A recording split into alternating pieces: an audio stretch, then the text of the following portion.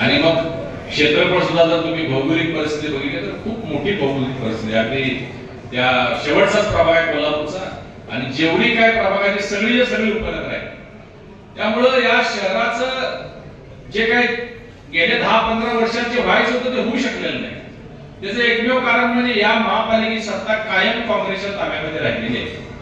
आणि शहरासाठी ज्या गोष्टींची आवश्यकता, उदाहरणार्थ चांगली उद्यानं पाहिजे.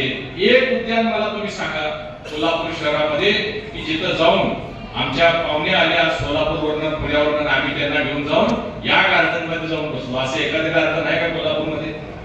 एखादं चांगलं क्रीडांगण की बाबा माझी मुलं या क्रीडांगणावर खेळतात म्हणून तुम्हाला अभिमानानं सांगावं असं एखादं कुठं आहे का? ज्येष्ठ नागरिकांसाठी घरमुखणा केंद्र आहे का? कुठल्याही पद्धतीच्या सुविधा, साधं पिण्याचं पाणी सुद्धा अजून कोल्हापूर शहराला मिळत नाही. प्रधानमंत्री नरेंद्र मोदीजींनी हर घर नल हर घर जल जल जीवन योजना सुरू केलेली आहे. तुम्ही आता जास्ती लोक ग्रामीण भागातून आलेला आहे. ग्रामीण भागामध्ये विचारून बघा, आपल्या प्रत्येक खेडेगावामध्ये स्वच्छ पिण्याची पाईपलाईन गावापर्यंत आली आणि घराघरापर्यंत आली, वाड्या वस्त्यांपर्यंत केलेलं आहे.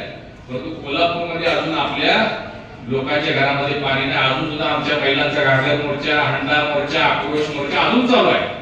आणि ते मात्र श्रेय घेतात की मी थेट पाईपलाईन आणली. 15 वर्ष झाली ती पाईपलाईन अजून झालेली नाही.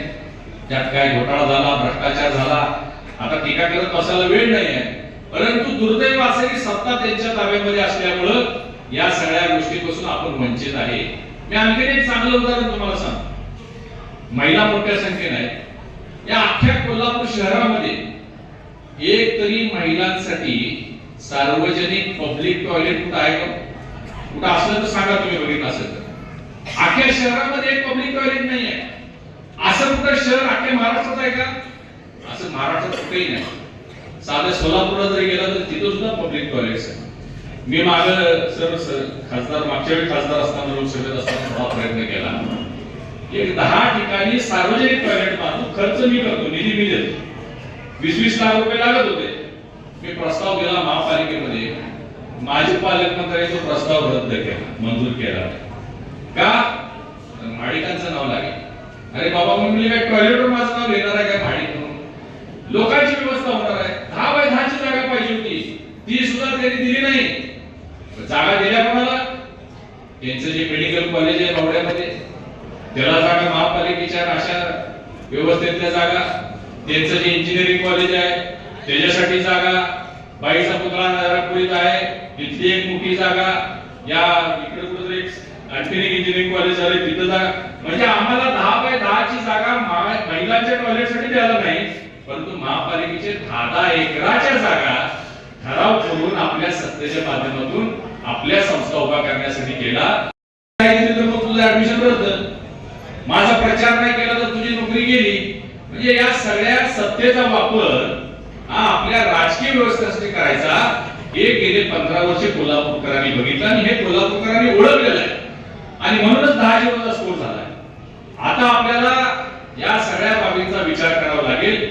कारण प्रत्येक वेळी निवडणूक आली की काय तर आमचं ठरलंय, तुमचं ठरलंय, कुणाचं काय ठरलं नसतं हे सांगायलाच नाही. लोकांना फसवायचं, काहीतरी चित्र दाखवायचं आणि मतं घ्यायची, सत्ता घ्यायच्या, सत्तेच्या माध्यमातून संपत्ती निर्माण करायची, भ्रष्टाचार करायचा, एवढंच काम गेले अनेक वर्ष सुरू आहे. हे सगळं थांबवण्याची चांगली संधी आता आपल्याला, चांगल्या विचाराचे लोक, चांगलं काम करणारे लोक, 5 आता उमेदवार तुम्हाला दिलेले, हे सगळे चांगल्या विचाराचे लोक, आमदार आपला विचाराचा, हे सगळं असेल तर भौतिक सुविधा आपल्याला निर्माण होतील. बाहेरून लोक येतात, पाहुणे पण येतात. महालक्ष्मीला गेले तर पार्किंग मिळत नाही, पार्किंग असेल तर टॉयलेट नाही, टॉयलेट दर्शनाला 4 तास दर्शन होत नाही.